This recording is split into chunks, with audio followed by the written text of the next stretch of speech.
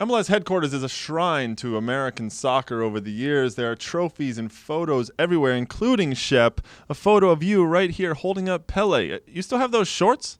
Well, Greg, if you're interested, maybe you can get them on eBay, but we're not here to talk about the history. We're here to talk about the future. That's true, the near future. The MLS season starts this weekend.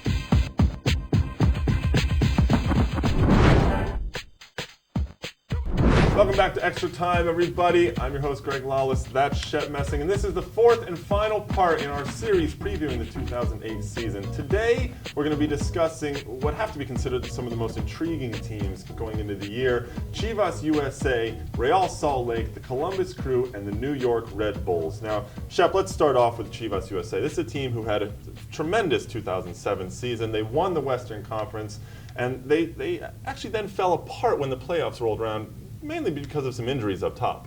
Well, Greg, I think you and I both agree we really like this team. Preki has done a wonderful job. He's got a spine of great veteran players. And really, it's the method of operation that DC United and New England have taken. You know, if it's not broken, don't fix it. Just tweak a few players. Yeah, not very many changes in the offseason. We talk about that core. It's still there. You have Brad Guzan in goal. Claudio Suarez, the Emperor, center back right there. Jesse Marsh is still around. They picked up Rafael Wiki, who's a new player, to help him out in the middle. But you also still have Sasha Kleshtin in the middle and Ante Razov up top. So straight through the spine, very, very strong. And you're right, they augmented that with a couple of players. They brought in Alecto Eskandarian up top and Atiba Harris. They also added in the back Jim Curtin, who gives a little bit of depth to them in the back, because they're going to be playing a lot of games of Superliga as well this year, and they needed some of that. Now, one of the weaknesses, though, is that up top they brought in Eskandarian and Atiba Harris. I still have some questions, though, as to whether these are the two guys who can really fill in if Galindo or Razov go down the way they did in 2007. Yeah, Greg, I think you're right, but in the scheme of things, if any team in Major League Soccer lost their two big guns up top, they're going to be in trouble. True. So Eskandarian has not reached the heights that he did several years ago. I also want to see if Kleshtin continues to grow. He didn't play well in the Olympic qualifiers, so and the other question mark for me is Suarez. He's a great player. I love him, but he is aging, so can Curtin really fill in for him? Of course, the biggest doubt that this team has is Brad Guzan going to stay or not? I mean, by all indications, he's gone in August, isn't he? Yeah, and I think that's, for me, the key player for this season for Chivas. Brad Guzan is gone. I mean, the work permit didn't come through. Lots of European teams, top ones, chasing him. They're going to throw big dollars at him, and I think that's going to be a huge problem for Chivas. Well, he's a fantastic goalkeeper, but if he does go, it just means they're going to have to score more goals. And for me, the key player is then going to be Sasha Kleshtin. You mentioned him a minute ago. 4 goals and 13 assists in 2007. If he can have an even better season, maybe playing off of the forwards a little bit more, I think they're going to be very strong. He has to score some goals. But Shep, final question. Chivas USA will win MLS Cup if Brad Guzan, Greg, wakes up and decides, I love Major League Soccer, I want Chivas to win the Cup. Well, if Brad Guzan decides that Los Angeles is where he wants to stay, Chivas has a great chance of winning the Western Conference and maybe even getting all the way to the Cup. Real Salt Lake has seemed to have a jinx on them since they joined the league in the last 3 years. They haven't made the playoffs. In 2007, they came in last in the Western Conference, but this offseason, Shep, has been one of major changes as Jason Kreis has put his stamp on the team and ensured that there's competition at every single position. Greg, you and I both agree that there's some very good expectations for the team that Jason Kreis with Garth Lagerwey has put together. I mean, he really seems to be molding it into the type of team that reflects his character, tough and feisty and hard. And scoring lots of goals as well. He's got a dynamic attack up top, but the real biggest change and the strength of this team, I think, right now is in the improvement in the defense. He's brought in all sorts of players: Nat Borchers, Ian Joy, Jamison Olave, a Colombian center back who's said to be a massive destroyer in the middle. And these are the guys who have given them some grit, as well as Dima Kovalenko from New York. There is no question. This looks like a pretty balanced team. You talk defensively. In the attacking third of the field, he got the big Dr. Juker up top. He has Espandola, Mosisian, he's got Finley, and Beckerman, even though he'll start deep in the midfield, he's going to get into the attack. Well, he's going to have to get into the attack. Kovalenko's in behind him trying to help him out there. Now, the weakness of this team, though, is still that it is Real Salt Lake, and they have to get over some sort of mentality of not making the playoffs year in, year out. As Kreis is starting to change that mentality, it's going to take an adjustment. Greg, I think the weakness you just alluded to is it looks good on paper, but they have to get on the field and do it and get results. And it's almost, we'll believe it when we see it. Certainly, and one of the biggest adjustments is that they've changed their formation. They've gone to a 4-3-3, and it's still up in the air whether that's really going to work with the three up top. I mean, this is a league that has sort of thrived on defense first, and we'll see if it really comes together. Now, speaking of those guys up top and coming together, Kenny Juker is your key player for this team this year. He is, Greg.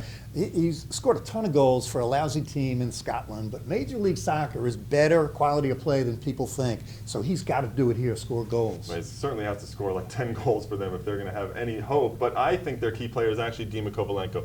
Bringing in a veteran like this who gives them grit and bite in the midfield allows a guy like Kyle Beckerman to move into the attack a little bit more, and whoever plays at attacking midfield in there, whether it's Andy Williams or Cordoba or one of those guys, they can get into the attack a little more knowing Kovalenko is behind them. Now, Shep, Real Salt Lake will win MLS Cup if? They've brought in some very good Argentine players. They need one more, Cunagüero from Atletico Madrid, then they'll win the Cup. So Jason has to go on a shopping spree in Spain, but until then, there's a lot of excitement around Real Salt Lake in 2008. They have a new stadium opening up at the end of the season. Now we'll see if the team can get the results that'll fill it up every single night. 2007 was a tough year for the Columbus Crew. They came in 6th in the East and missed out on the playoffs. A lot of that's due to some injuries and really just some players not performing at their top level. But 2008 looks like they're going to build on a little bit of signs of life toward the end of 2007 when Guillermo Barros Schelotto started to have some flair and show these kids how to play. Greg, it all starts and ends with Schelotto. He was tremendous last year. Now he's got a full preseason. Siggy Schmidt organized and building a team around a wonderful player. Well, they were very glad when he decided to come back to Columbus, and that's where the real strength of the Crew comes. Barros Schelotto in the middle, he has the ability to create chances for himself and for his teammates, and moving into the attack, that's where they're strongest. Alejandro Moreno up top. They acquired Nico Hernandez from the Colorado Rapids, and so their attack is actually pretty good. I agree, and talk about the young guys in the midfield that are going to serve the ball up top. Eddie Gavin, has played well, has played not so well, but he's got great talent, and Robbie Rogers, a very good young player. Well, those are the flanks in the midfield. They also brought in Brian Carroll to shore up the defensive side of the midfield, but it's those guys in behind Brian Carroll that are the real question marks going into 2008.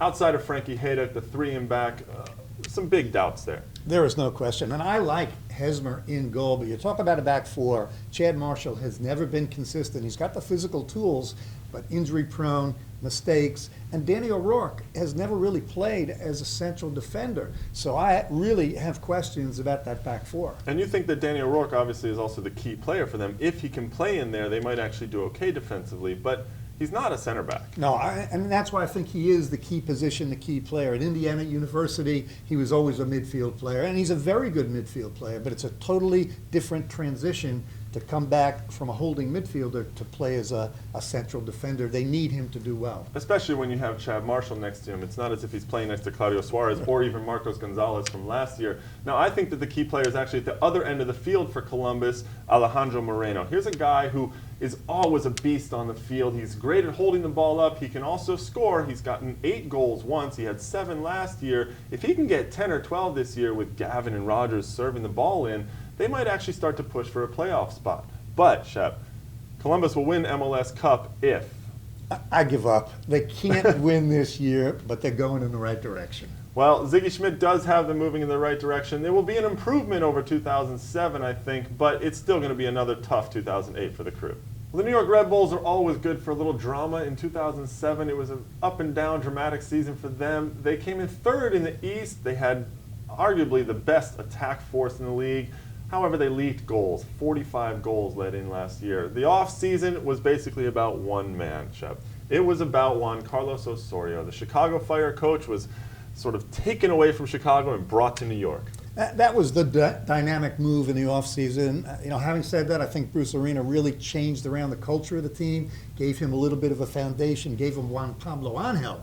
So Juan Carlos Osorio off flying. Certainly. He has a great foundation. You mentioned Juan Pablo Angel. his strike partner, Josie Altidore. These two make up the greatest strength in New York and arguably the best attacking force in MLS. These guys can score goals, and hell had 19 goals last year. They're also augmented by Dane Richards out on the right, and if they can start to score again in 2008, this is going to be a very dangerous team. Yeah, Greg, clearly the strength of this team is in the attacking third of the field. Mike McGee has also looked good in preseason. Claudio Reyna is fit.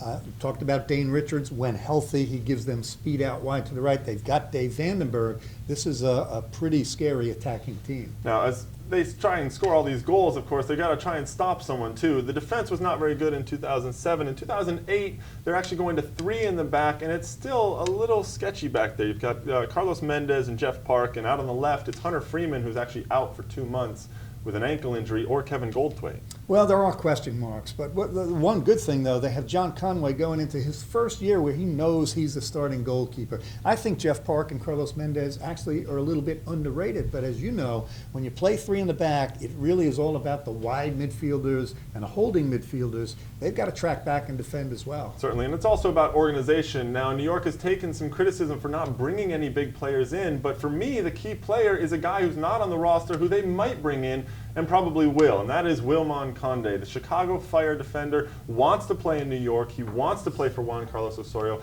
and eventually I think the deal will be done. He'll be brought in, and he will shore up that defense greatly. Well, that's a good choice, but I think the key player for this team is Claudio Reyna. This guy is still a great player. He's done it at the highest level in Europe. He's not the kind of player that you're going to notice with a flashy goal or a backheel pass, but he can dominate a game from his midfield position. I think he's the key for New York. And by all accounts, his mentality is great right now. Now, New York Red Bulls, they will win MLS Cup if Juan Carlos Osorio gets on the phone with some of his buddies from Man City and South America. Well, that's what they're going to need, a couple more players, but I think this New York team is going to be very good in 2008.